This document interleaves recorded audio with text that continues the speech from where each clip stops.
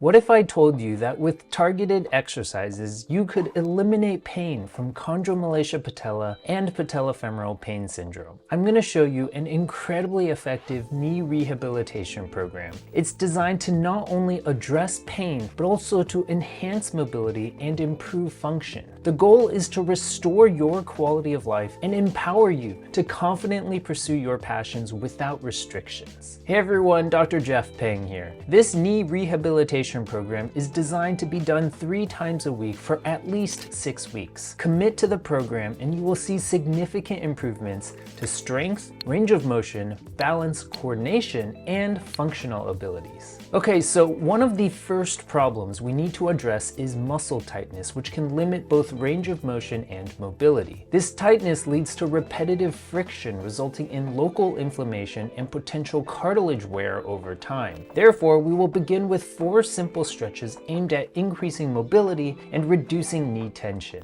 The first stretch targets the quadriceps muscle, which plays an important role in patellar tracking. Stretching out the quads can help improve alignment. Start by standing on your unaffected leg. Bend the knee of your other leg, bringing the heel towards your buttocks. Gently grasp the ankle with your hand. Aim to keep your knees close together and aligned to effectively stretch the quadriceps. You can stand next to a wall or a sturdy object to help with balance. Hold this stretch for 30 seconds and then repeat on the other side. The next stretch targets the calves. Tight calf muscles can restrict range of motion, which then increases tension in the knee joint. Start by facing a wall and then step your unaffected foot forward. Keep your back leg straight. Lean towards the wall until you feel a stretch in the calf. Hold this stretch for 30 seconds and then repeat it on the other side. The next exercise is a standing IT band stretch. Stretching out the IT band can relieve any tension pulling the patella laterally. Begin by standing on the affected leg and then cross your other leg in front of it. Gently allow the hip of the affected leg to drop outwards away from your body. Lean your upper body slightly towards the opposite side to increase the stretch. You should feel an extending sensation along the hip and side of the affected leg.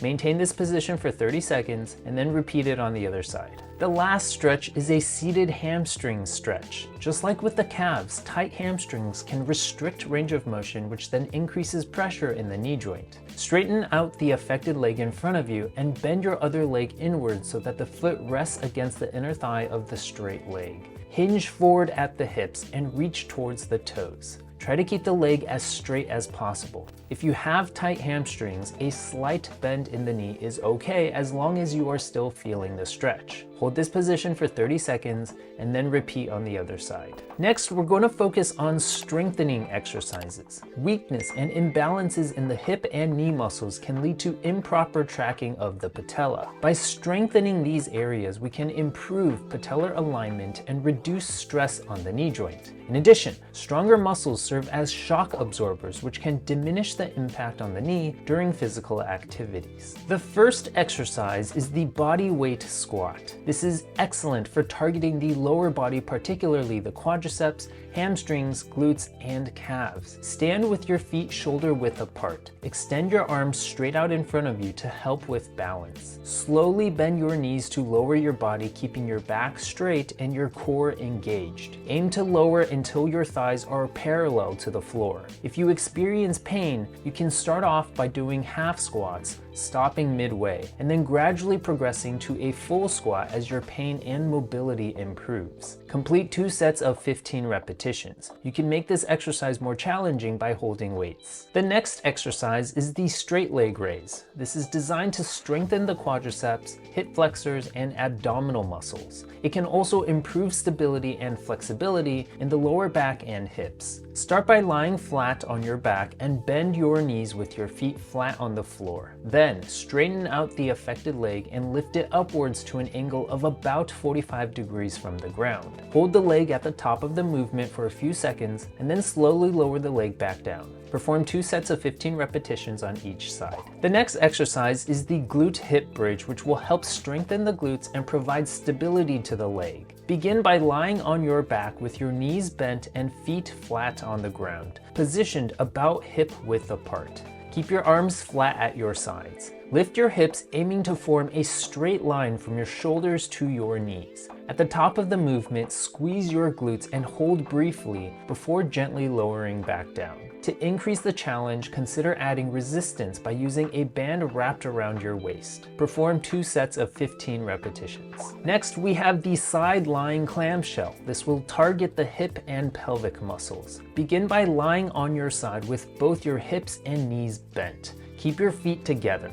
Then, raise the top knee as high as possible without moving your hips or pelvis. Pause for a moment at the top where you feel maximum engagement in your glutes, and then slowly lower the knee back down. To increase the difficulty, consider using resistance bands around your thighs just above the knees. Perform 2 sets of 15 repetitions on each side. The next exercise is a side lying leg raise. This focuses on hip abduction, which is great for enhancing hip stability and balance. Lie on your side with your legs straight. Raise the upper leg while maintaining a straight line with your body. Aim to lift it about 45 degrees, hold it briefly at the top, and then gently lower it back down. Perform 2 sets of 15 repetitions on each side. Next, we have the step up. This exercise helps strengthen the lower extremity muscles, improves balance and stability, and addresses strength imbalances between the 2 legs. Stand in front of a sturdy platform. Step up onto the platform with your injured leg first, and then follow with the other leg. Step back down again with the injured leg first. Perform 2 sets of 15 repetitions on each side. To further challenge yourself, increase the step height or perform the exercise while holding weights. The last exercise is the single leg balance. This helps improve stability, coordination, and lower body strength. Begin by standing on the affected leg on a stable surface. Put your hands on your hips and slowly shift your weight onto one foot. Carefully lift your other foot and raise the leg so that your thigh is as close to parallel to the ground. Hold this position for 1 minute and then repeat on the other side.